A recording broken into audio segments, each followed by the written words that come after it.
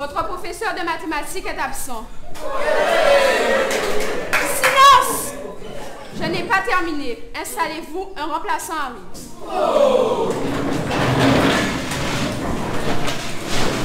J'espère que le contrôle est reporté. On va bien s'amuser. C'est clair, avec lui on va pas travailler. De toute façon, on est nul en maths. Ça sert à rien les maths.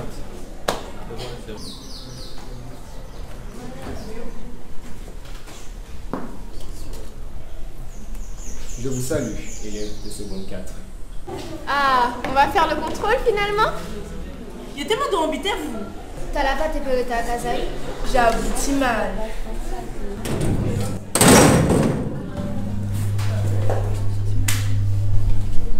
Hé, qui me laisse ça? Ah, monsieur, on m'appelle. Je sors répondre, pas vous déranger. Nous allons revoir une résolution d'une équation du type A multiplié par B strictement inférieur à 0 ou du type A multiplié par B supérieur ou égal à 0. Est-ce que quelqu'un aurait une question? Pour résoudre une équation de type A multiplié par B strictement inférieur à 0 ou A multiplié par B supérieur ou égal à 0, on dresse un tableau-ci du produit A multiplié par B. On repère sur la dernière ligne du tableau les signes voulus, puis on lit sur la ligne des X les solutions. On note alors l'ensemble des solutions avec des intervalles en faisant attention au sens décroché. Il est sérieux là? Je comprends rien. Il a pas vu le niveau de la classe?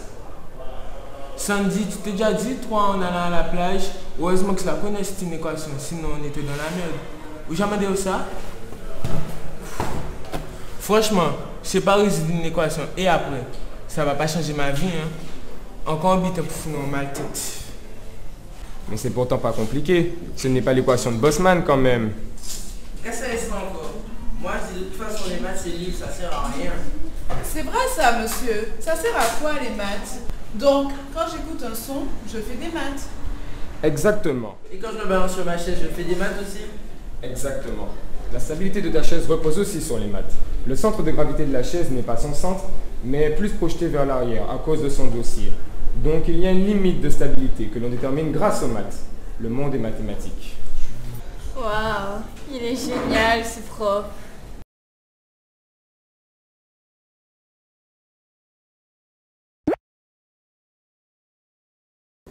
Bonjour à tous, bienvenue en direct du journal Quelqu'un arrivé. Aujourd'hui, nous avons choisi de traiter un thème peu commun en réponse à une question qui nous préoccupe tous. Les mathématiques, à quoi ça sert? Pour y répondre, nous tendrons notre micro à 5 personnalités représentatives. Mais commençons comme à chaque émission par notre invité surprise.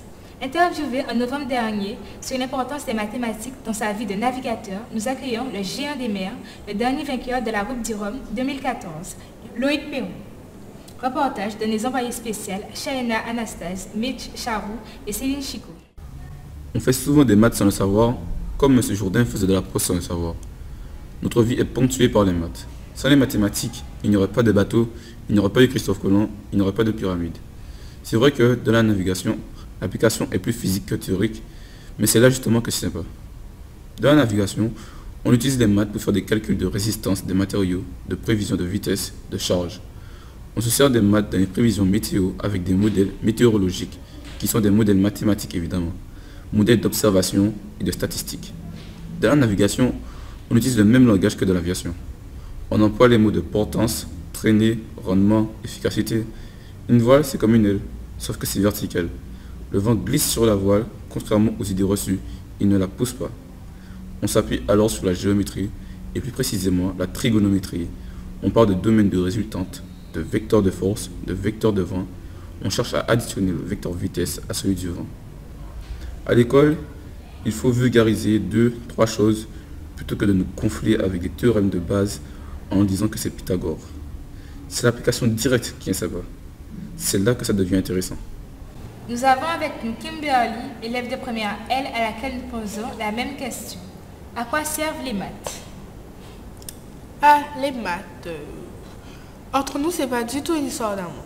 Les maths, c'est utile que lorsqu'on est au CP.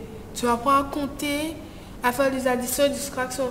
Mais les trucs du style Pythagore, racine carrée et tout, ça sert strictement à rien. Et vous, Frédéric, donnez-nous votre avis.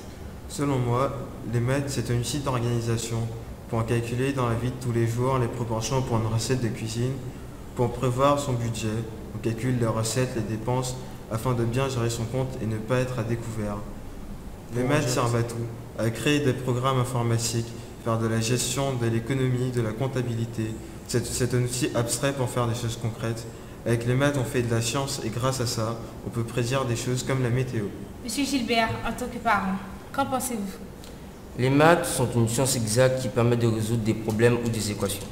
Ce qui permet d'avoir une pensée logique basée sur le raisonnement. Outre leur capacité à résoudre des problèmes, elles développent l'esprit d'analyse, la rigueur et la méthode.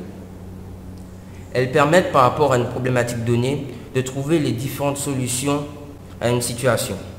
Mademoiselle Gabrielle, vous êtes élève de Terminal S. Pourquoi ce choix scientifique? En fait, les maths ont leur propre langue. Cela peut être assez déstabilisant à la compréhension. Pas étonnant que de nombreux élèves bloquent dessus. Mais certains enseignants ne réalisent pas cette difficulté et se contentent de manipuler des formules sans donner les clés de traduction aux élèves. Mais j'ai tout de même pris un immense plaisir avec certains instituteurs et professeurs qui insistaient à la fois sur le côté ludique des mathématiques et sur leur signification. Par contre, en seconde, j'ai eu un prof très scolaire et alors là, quel ennui. Quel ennui de devoir apprendre par cœur des formules sans avoir une jolie démonstration. Quel ennui de devoir refaire des exercices lassants. Enfin, comme je veux être ingénieur ou contrôleur aérien, les maths me serviront pour mon futur métier. Personnellement, j'ai toujours aimé les maths. Merci. Terminons notre reportage avec le précieux témoignage de Madame Françoise Neutron, étudiante en sciences expérimentales. Les maths ne peuvent être bannis. La vie sans les maths serait impossible. Tout ce qui nous entoure découle de représentations mathématiques, même les trucs les plus improbables, tels que le cinéma, le théâtre et même Facebook viennent des mathématiques. Peu d'élèves sont réellement conscients de la portée des maths et de leur histoire. Et que pensez-vous de l'enseignement de l'histoire des maths? Eh bien, je suis d'accord pour une introduction d'un peu d'histoire des maths, car cela permet de prendre du recul sur ce que l'on fait. Il faut aussi donner à l'élève un sens et non pas une multitude d'exercices dont il ne saisit pas l'utilité.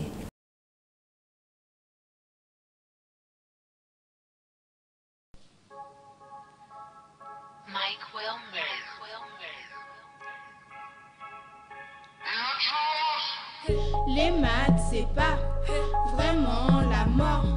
Faut juste trouver le bon accord. Les maths, c'est pas vraiment la mort. Faut juste trouver le bon accord. Avec Théodore, on est fort comme le brillant Pythagore. Avec Théodore, on est fort comme le brillant Pythagore. Tu dis que les maths c'est la mort, faut juste trouver le bon accord. Avec Théodore, on est fort comme le brillant Pythagore. Les maths se vivent avec Thalès, qui nous plonge au fond de l'ivresse, nous livre de grandes richesses avec ce triangle. Les maths elles sont de tout, une équation que l'on résout, des problèmes qu'on élucide, comme le concept Euclide. Les maths c'est l'unité des sons, pas de dispersion, pas de division, c'est peut-être la vraie leçon. Milani, les mots tu délis, à ta salive se rallie, une musique, une harmonie, au-delà de la polyphonie. Tu dis que les maths c'est la mort, faut juste trouver le bon accord. Avec Théodore on est fort, comme le brillant Pythagore.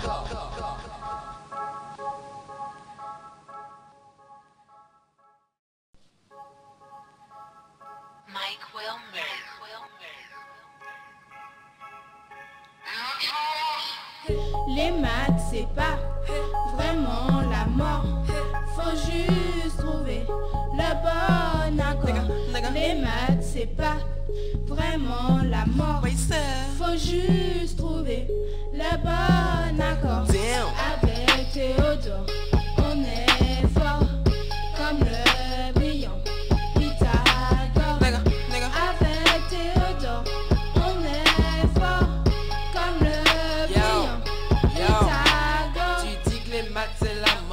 faut juste trouver le bon accord. Avec Théodore on est fort, comme le brillant Pythagore. Les maths se vivent avec Thalès, qui nous plonge au fond de l'ivresse, nous livre de grandes richesses avec ce triangle.